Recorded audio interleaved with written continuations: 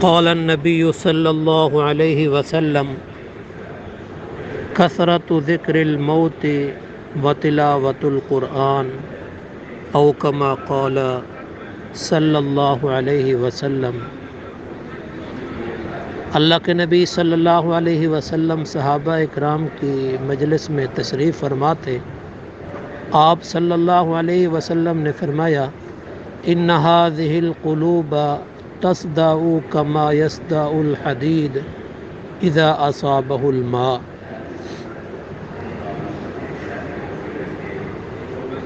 کہ جس طرح لوہے کو نمی پہنچنے سے زنگ لگ جاتا ہے، اسی طرح دلوں پر بھی زنگ لگ جاتا ہے،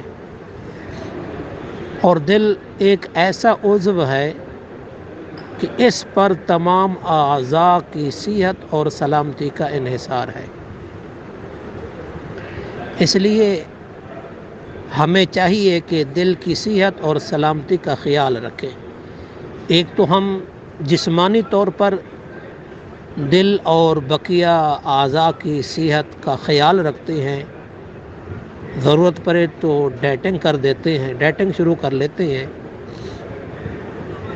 اور کھانے پینے کی اشیاء اگر ضرورت ہو تو اس کو استعمال کر لیتے ہیں۔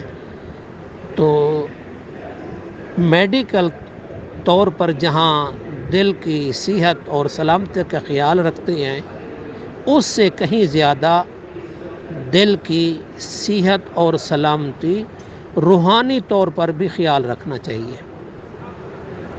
تو آپ صلی اللہ علیہ وسلم نے کیا فرمایا کہ جس طرح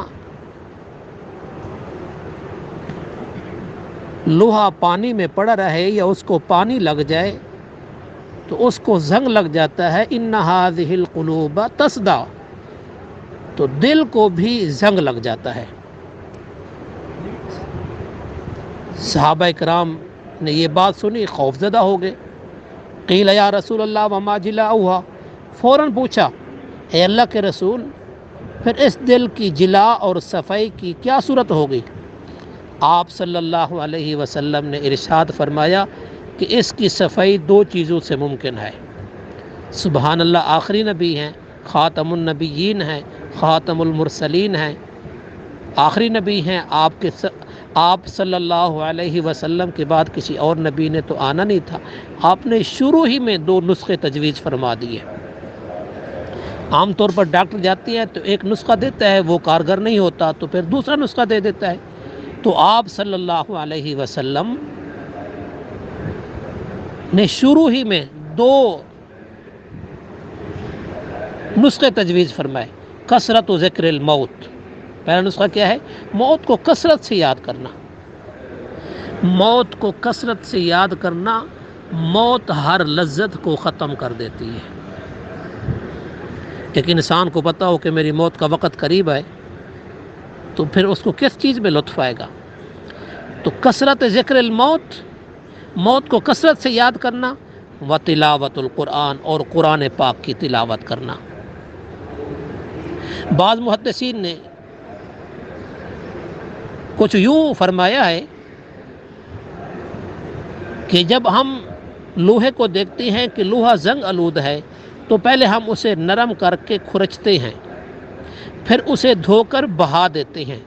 اسی طرح یہاں بھی دل پر لگے ہوئے زنگ کو موت کی یاد سے نرم کیا جا سکتا ہے، اور پھر تلاوت قرآن پاک کے مبارک پانی سے وہ زنگ مکمل طور پر دھل جائے گا، دل بالکل صاف ہو جائے گا۔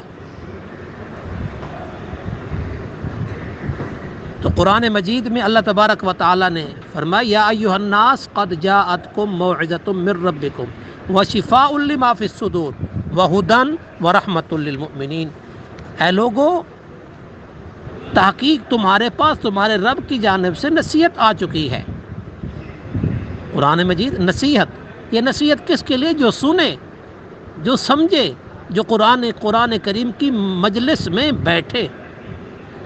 نصیحت تو اس کے لیے بنے گی، وشفاء لما فی الصدور، پھر جو نصیحت سنے گا تو یہ قرآن مجید دلوں کی بیماری کے لیے بمنزل شفا ہے، وہدن، ہدایت ہے، ورحمۃ للمؤمنین، اور چوتھی صفت بتائی کہ یہ مومنین کے لیے رحمت ہے۔ تو پہلی چیز موعظہ ہے، واعظ ہے، نصیحت۔ تو جو آدمی قرآن کی مجلس میں بیٹھے گا، واعظ سنے گا، تو اس کو اس قرآن مجید کے واعظ کی برکت سے شفا، ہدایت اور رحمت نصیب ہوگی۔ اللہ تبارک و تعالی ہمیں بھی قرآن سیکھ کر، سمجھ کر، عمل کرنے کی اور آگے دوسروں تک پہنچانے کی توفیق نصیب فرمائے۔ اللہ تبارک و تعالی جسمانی طور پر بھی ہمیں صحت نصیب فرمائے اور روحانی طور پر بھی شفائے کاملہ عاجلہ مستمرہ دائمہ نصیب فرمائے۔